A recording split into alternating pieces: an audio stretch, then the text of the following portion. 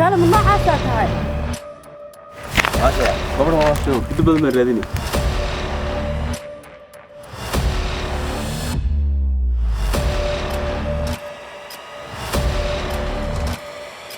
حنا عمل بابي قلت نسيت